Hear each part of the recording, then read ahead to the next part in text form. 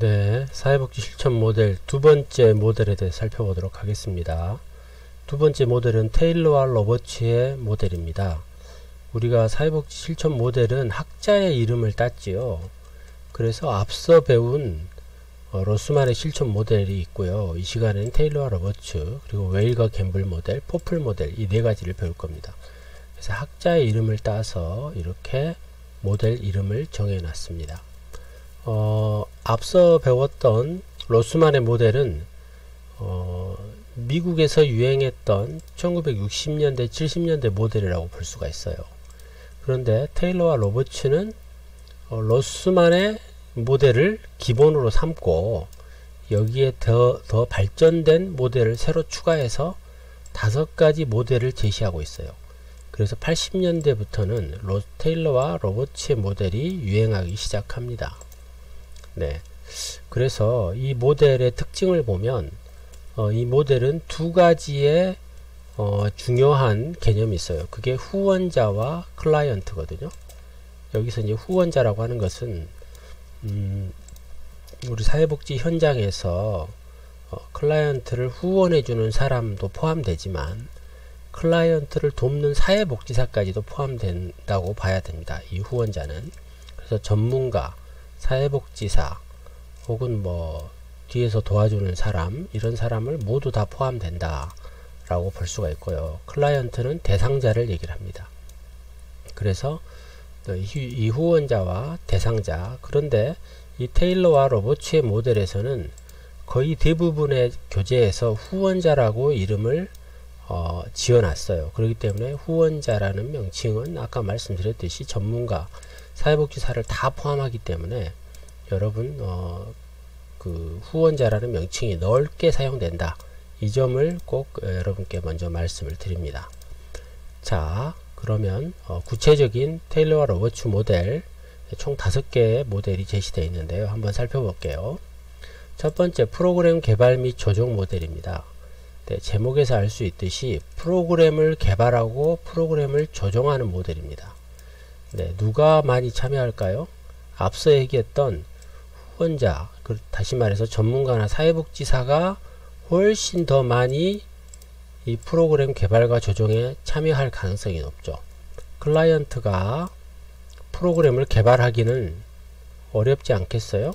네, 그래서 이 모델은 후원자가 완전히 100%의 결정권을 가지고 있다. 이것을 여러분께 강조해요. 네, 그래서 이 모델은 과거에 지역사회복지 실천의 모체였던 인보관 운동이라든가 자선조직협회에서 출발을 합니다. 거기서 중점적으로 활동했던 사람들이 자선조직협회는 우회방문자라는 성직자 부녀자들이었었고, 인보관은 당시의 지식층, 대학생, 교수 이런 사람들이 참여를 했었잖아요. 그런데 이들은 모두 다 클라이언트가 직접 프로그램을 개발한 게 아니고 본인들이 직접 프로그램을 개발하고 그 운동에 참여했다, 이렇게 보는 것입니다. 다시 말해서 테일러와 로버츠의 모델 중에 프로그램 개발 및 조정 모델은 전문가들이 나섰다. 전문가들이, 클라이언트가 아닌 전문가들이 나서서 만든 하나의 모델이다, 이렇게 볼 수가 있어요. 그래서 이 모델은 직접 행사하는 어떤 서비스를 행사하는 프로그램을 개발하고 조정하는데 초점을 가지고 있다. 그래서 이름이 프로그램 개발 및 조정 모델이다, 이렇게 말할 수가 있어요. 두 번째, 계획 모델은요, 이 또한 클라이언트가 계획에 참여할 수도 있으나 계획의 많은 부분을 차지하기는 어려울 거예요. 그래서 이 계획도 앞서 배웠던 로스만의 모델처럼 뭔가 전문적이고 합리적인 결정을 하는데 참고가 되는 그런 모델이죠. 그렇기 때문에 계획이라는 것은 로스만의 모델과 같은 전문적이고 합리적 기획 모델에서 기초했다, 이렇게 볼 수가 있어요. 그래서 조사 전략이라든가 다양한 전문적 기술을 활용했다, 이런 걸 강조하는데요. 이 모델에서는 후원자와 클라이언트가 어느 정도 결정 권한이 있느냐에 따라서 구분된다라고 얘기를 했거든요. 자, 그러면은 앞서 얘기했던 프로그램 개발과 조정은 후원자가 100%의 결정 권한을 갖는다겠어요. 그러면 이 계획 모델은 후원자가 약 8분의 7, 약 87.5%, 네, 이 정도의 권한을 갖는다. 8분의 7이니까 약 4분의 3 정도? 네, 그렇게도 볼 수 있어요. 네, 8분의 7 정도의 권한을 갖는다. 100%는 아니지만 그래도 상당수의 많은 87% 이상의 90% 가까운 이상의 후원자가 결정 권한을 갖는다. 이렇게 구분할 수 있습니다. 왜냐하면 이 계획 모델은 전문적이고 합리적이기 때문에 그렇습니다. 네. 그 다음 세 번째, 지역사회 연계 모델입니다. 연계를 강조했죠. 연계. 뭐 서로 밀접한 관련을 가진다. 뭐 이런 뜻을 가지고 있는데요. 이 모델은 일선 직원이나 행정가들에게 수행되는 기능 중심을 설명하는데, 이건 무슨 얘기냐면 다양한 지역사회 단체나 관련 어떤 기관들과 서로 관계 설정을 하고 연계를 해야 된다. 이런 얘기입니다. 그래서 지지활동을 강화한다. 그래서 지역사회 다양한 단체나 어떤 기관들과 서로 연계와 지지를 하면서 서비스를 진행한다. 이런 겁니다. 자, 그렇다면 이 경우에는 지역사회의 다양한 기관과 단체라겠어요. 후원자, 즉 전문가들의 역할도 필요하지만 클라이언트의 역할도 필요하다. 그래서 이 경우에는 후원자와 클라이언트가 각각 2분의 1, 50%의 결정 권한을 갖는다. 이렇게 볼 수 있습니다. 그 다음 네 번째, 지역사회 개발 모델입니다. 앞서 로스만의 모델에서 여러분께 설명드렸듯이 지역사회 개발 모델은 시민 참여가 중요하다겠어요. 그래서 시민 참여가 중요하기 때문에 전문가는 어떤 뭐 조력자이자 뭐 상부상조한다. 이런 것들을 할 역할을 하죠. 그래서 시민 참여가 중요하다는 것은 그만큼 클라이언트 역할이 강화가 되겠죠. 그래서 앞선 다른 모델보다는 클라이언트의 역할이 좀 더 많이 필요하다. 그래서 전문가는 주로 조력자의 역할 뿐이다. 그렇죠. 앞장서서 하는 것보다는 조력한다. 이 조력한다는 건 뭐예요? 뭔가 잘할 수 있게 도와준다. 이런 거잖아요. 그렇기 때문에 지역사회 개발보다는 클라이언트의 역할이 중요하다. 시민 참여가 중요하다. 이런 걸 강조되기 때문에 대상자, 즉 클라이언트가 87.5%의 결정 권한을 갖는다. 이거 시험에 나옵니다. 네. 그래서 각 퍼센테이지 여러분 기억해 주세요. 그 다음 다섯 번째, 정치적 역량 강화 모델인데요. 이것은 로스만의 사회개발, 사회행동 모델과 같습니다. 이 행동 모델, 사회행동 모델이 뭐라겠어요? 우리가 피켓팅, 뭐 시위, 뭐 데모, 뭐 이런 것들이라 했잖아요. 그러니까 우리 사회는 다양한 어떤 그 계층과 다양한 성격을 갖고 다양한 가치관을 가진 사람들이 많아요.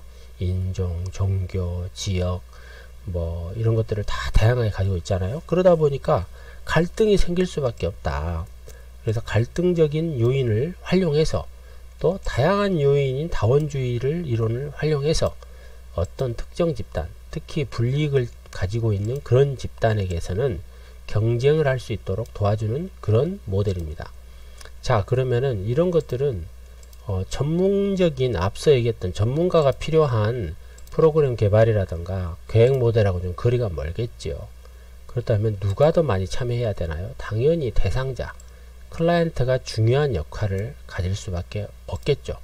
그래서 정치적 역량 강화 모델은 대상자인 클라이언트가 100%의 결정 권한을 가진다라고 보는 것입니다.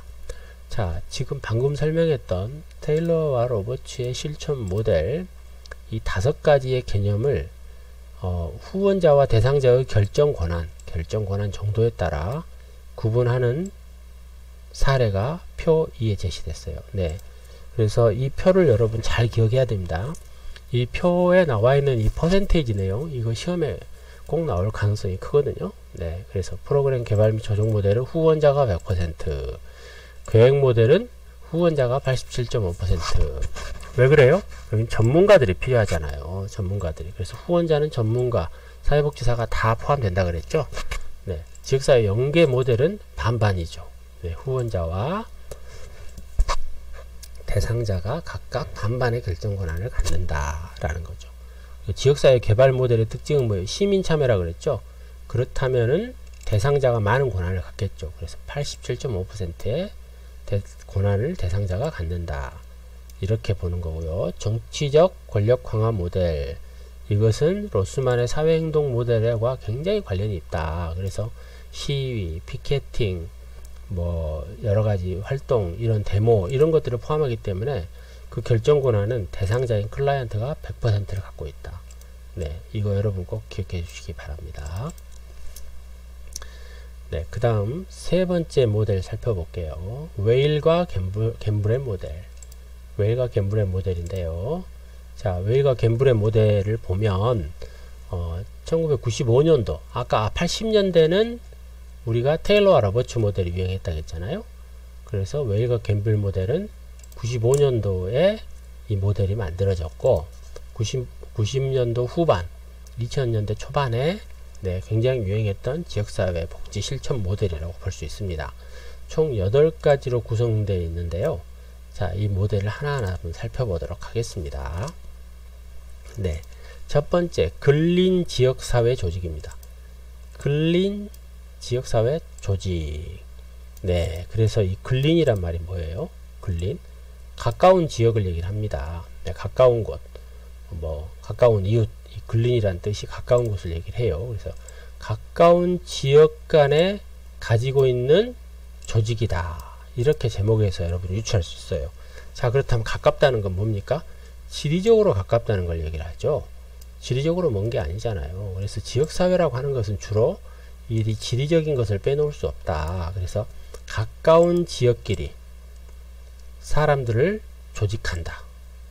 네, 그러게 실천 모델이라는 것이죠. 자, 그렇다면 가까운 지역에 있는 주민들을 조직한다.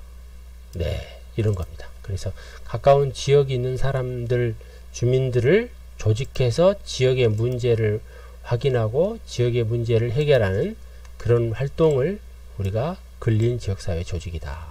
이렇게 볼 수 있는 거죠. 그래서 주민들 스스로 지역 문제를 해결할 수 있게 스스로 역량을 개발하고 목표를 완수하고 문제를 해결하는 것에 초점을 준다는 거예요.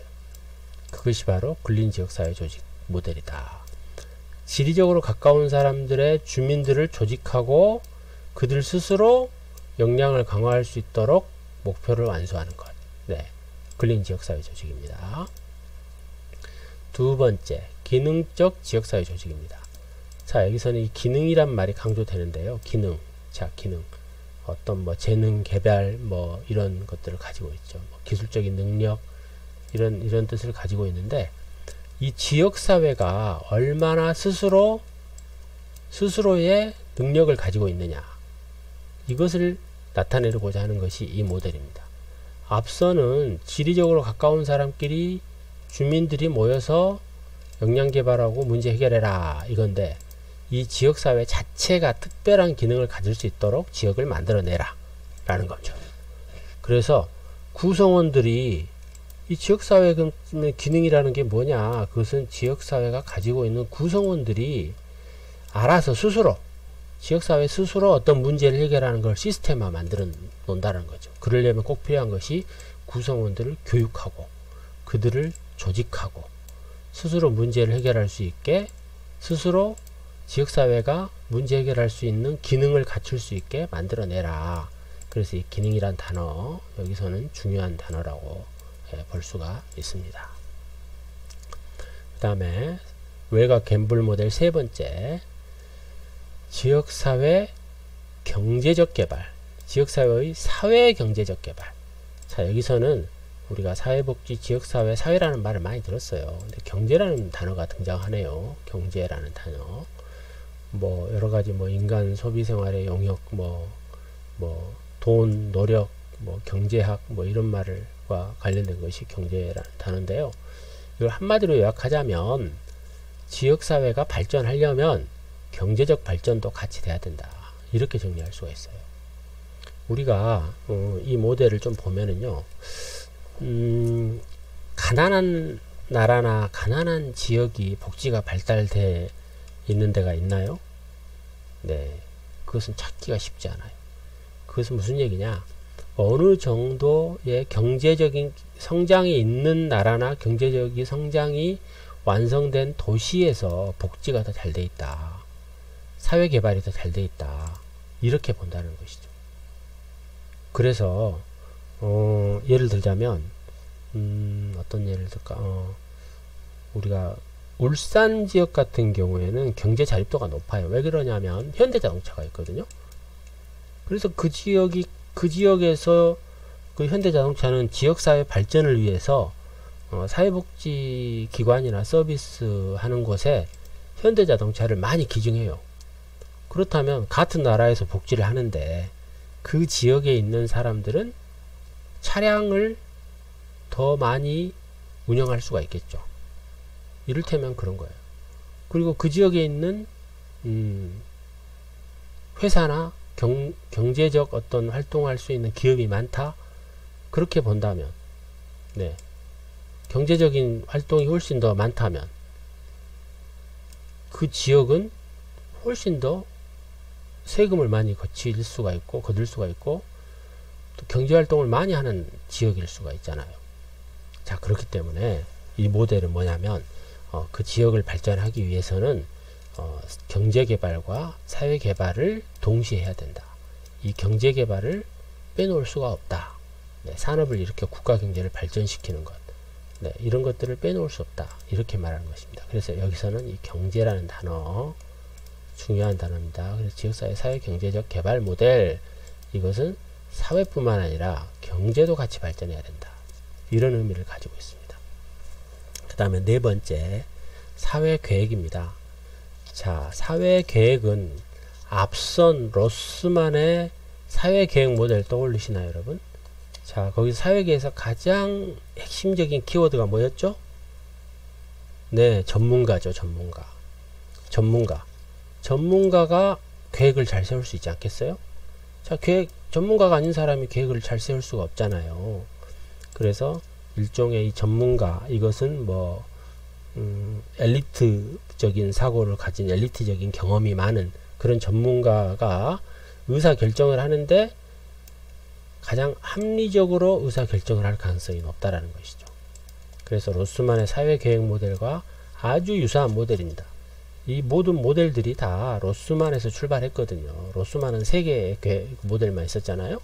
네, 그래서 거기도 등장한 사회계획 모델. 전문가, 합리적 의사결정. 네, 아주 중요한 키워드죠. 네. 그래서 이 모델은 합리적 의사결정을 통해 우선순위를 결정을 하게 됩니다.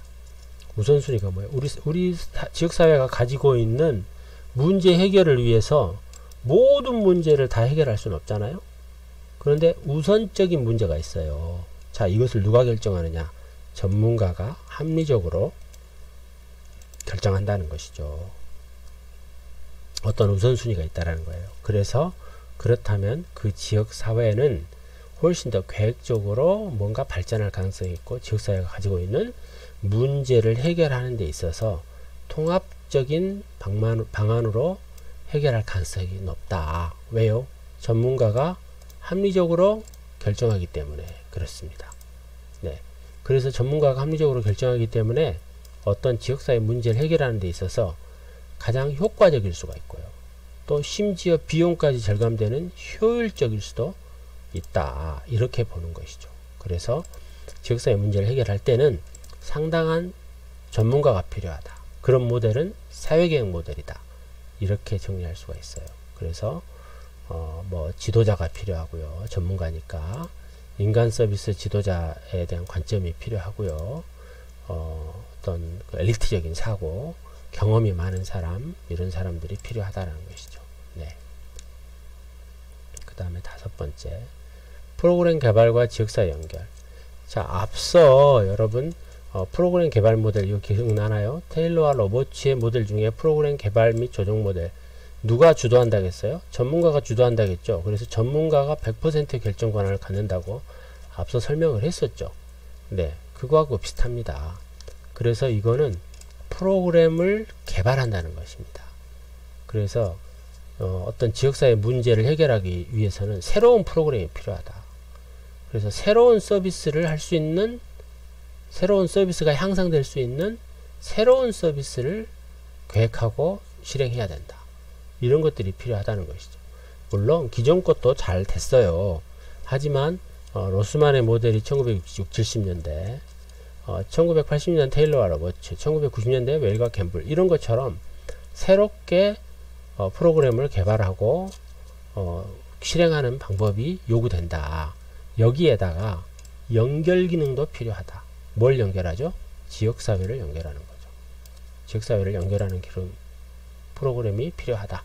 그렇죠. 그래서 기관에 있는 프로그램을 개발하고 확대하고 프로그램의 새로운 방향을 제시하고 이런 것들을 전부 다 제시하면서 지역사회 자원들과 연결을 해야 된다.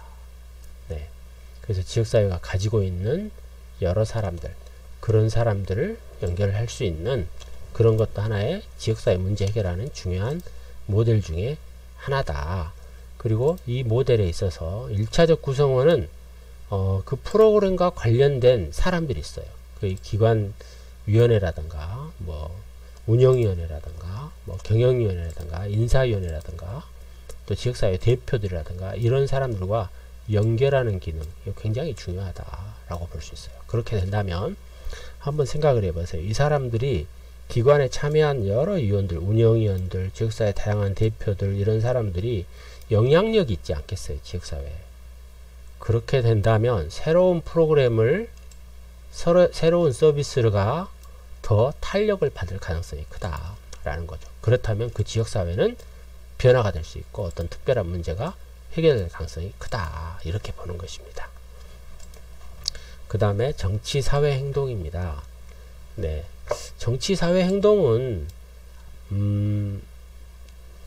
지금 6번째 하고 있는데요. 6번째 정치사회행동, 7번째 연합, 8번째 사회운동, 이 3개 모두 다 로스만의 사회행동 모델에서 확장된 것입니다. 자, 확장이란 건 뭐예요? 기존에 있는 사회행동 모델보다 더 확대됐다, 이렇게 보는 것이죠. 그래서 정치사회행동도 이 사회행동 모델과 유사하다는 것이죠. 어떤 면에서 유사할까요? 자, 사회행동이란 이 단어가 딱 떠오르면은 여러분 어떤 게 떠올라요? 네, 시위, 뭐 피켓팅, 뭐 그런 뭐 다양한 뭐 그 압박 활동 이런 것들이 떠오르죠. 네. 자, 그렇다면은 그걸 봤을 때 누가 관심을 가질까요? 시민들도 관심을 갖고 여러 사람들이 관심을 갖겠지만은 어쩌면 선거와 관련된 공직자가 관심을 갖지 않을까요? 저 사람들, 지금 시위하고 있는 저 사람들을 내가 선거에 나간다. 그럼 저 사람들이 가지고 있는 문제를 내가 해결해 준다? 그러면 그 사람들이 내가 선거에 나갈 때 나를 뽑아주지 않겠냐, 선출해 주지 않겠냐, 이런 희망을 갖겠죠.